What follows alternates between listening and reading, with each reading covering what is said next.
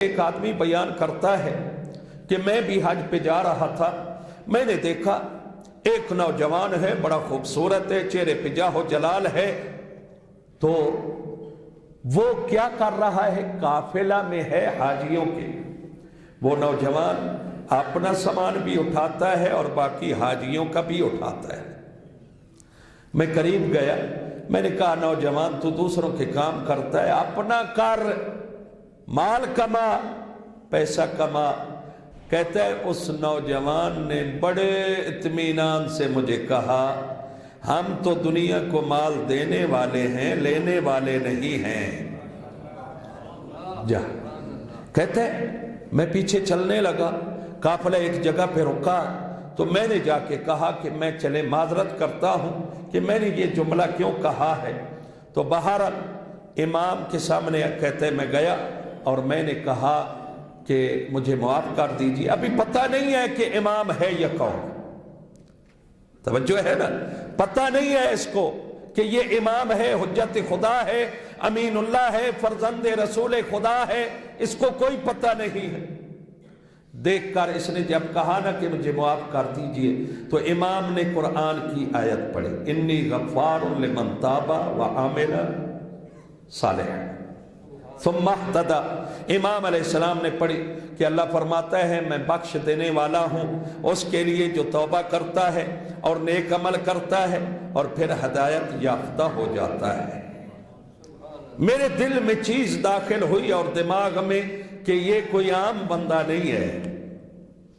خیر میں پیچھے چلا، امام علیہ السلام بیت اللہ میں داخل ہوئے، حج بیت اللہ کیا اور امام علیہ السلام مسجد مکہ مکرمہ میں بیٹھ گئے۔ کہتے ہیں میں حیران تو اس وقت ہوا جب یہ نوجوان باہر نکلا تو ہزاروں کی تعداد میں لوگ اس کی زیارت کے مشتاق کھڑے تھے،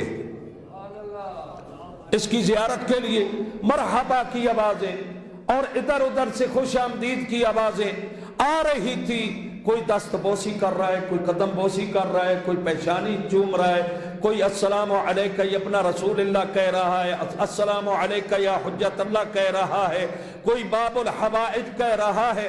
کہتے ہیں میں حیران ہوا، میں کانپ گیا کہ اتنا بڑا آدمی جس کے لیے ہزاروں لوگ انتظار کر رہے ہیں، یہ حاجیوں کے بیگ اٹھا اٹھا کے آگے پیچھے رکھ رہا تھا۔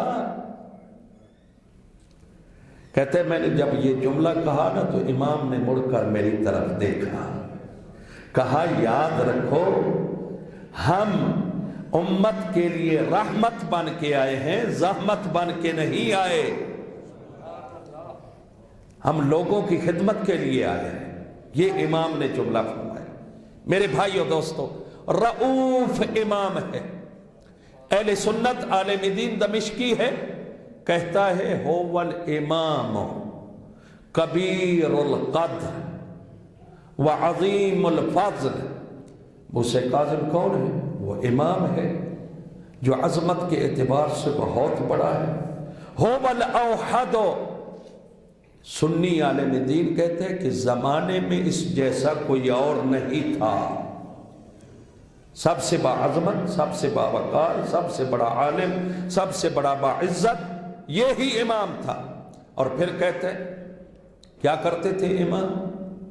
کہ سارا دن روزہ رکھتے تھے، دن ایسے گزر جاتا تھا، ساری رات کھڑے ہو کر اللہ کی عبادت کرتے تھے۔